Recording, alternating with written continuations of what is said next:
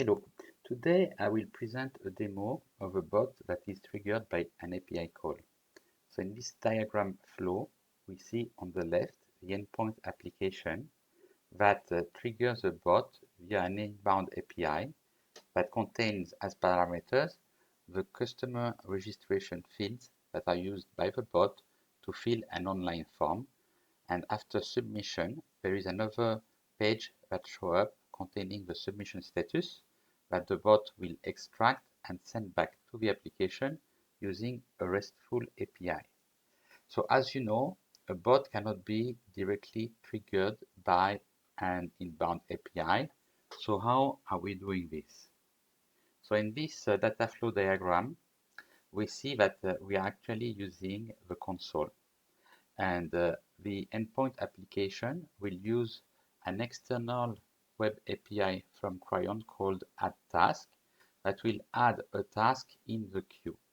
And this task will contain both the wizard to be executed and the parameters.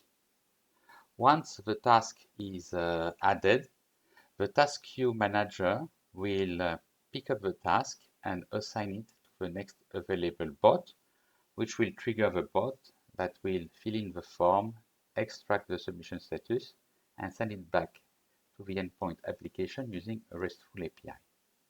So now let's have a look at the studio and see how this wizard is configured.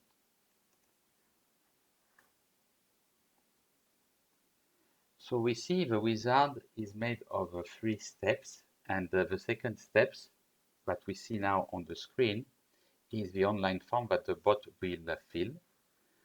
And the following step is the response from the application, and from which we need to scrap the second row, which says your response has been recorded.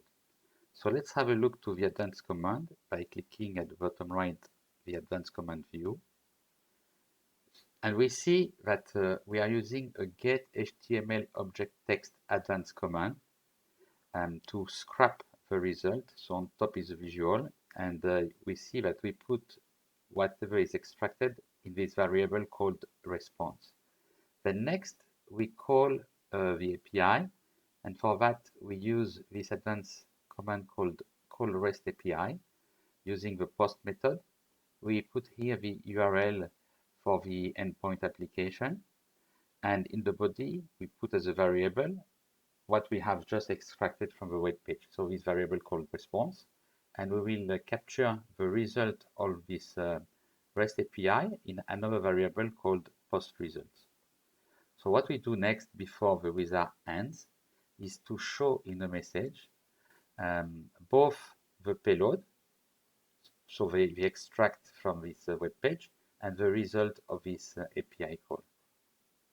So now if I go up in the wizard, the second wizard, which is filling the form, is made mostly of input text and keyboard shortcut advanced command. The keyboard shortcut simulates tabulation and clicking on the enter button. And the first step is basically displaying a message first with the parameters sent by the inbound API, and this contains the name, the email, etc. Then we run Chrome, we start Chrome, and we open the online form that needs to be filled. Okay, so if you remember, we explain here that we are adding a task in the console using a Kryon web API. So for the demo, this is simulated by a script, and let me show you the JSON script now. So we see here that on the top we have web API add task, and this is the server name.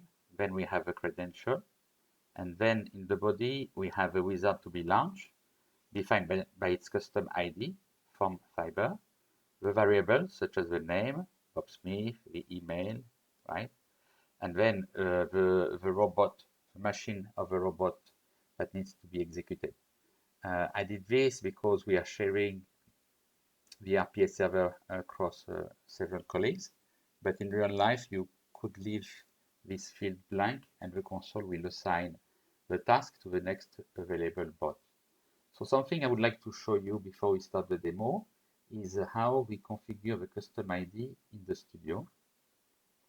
So if you see on top of the studio there is the toolbar menu. If I click on it and I select the wizard custom ID, you will see that there is a mapping between the wizard names and the custom ID. And this is something that you can add yourself by clicking on the add button. My wizard is called customer registration, as you see on the top. And I decided to call the custom ID form fiber. So now let's have a look at the console. So we see that there is no task in the queue and there is no task currently running. And let's execute now the script using PowerShell.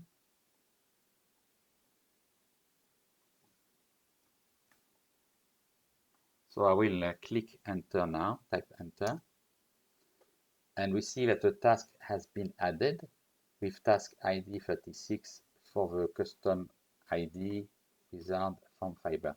So the console should refresh soon and will show the task in the queue, then the task running. So we see now that it's running and it should show the display, it should display the message with the parameters that were sent in input. So this is what we see in this message. Remember the first step. And the payload contains the name, Bob Smith, the email, etc. So if I click on OK, the bot now will open Chrome, open the online form, and start filling the field using the input parameters. And once all the fields are completed, the bot will click on the submission button that we see now at the bottom. And then a second page will show up from which the bot is going to extract the submission status and send it via an API call. So we see the response status in the middle. It's called your response has been recorded. And now we have the message. So this is the last message after the RESTful API. And we see the payload is your response has been recorded, which is correct. And the post result is success. So I click OK and I return back to the console. So we still see that the application is running, most probably because the console has not been refreshed yet. We could wait for it, but to go faster, I will just click on the reload page. Okay, I didn't click and we see that the task has disappeared already. So there is now no task running and my bot is back to idle stage. Let's have a look to my bot. So the bot called Joseph. And we see the task ID 36 for the wizard called form fiber that was initiated by an API and ended successfully. Thank you.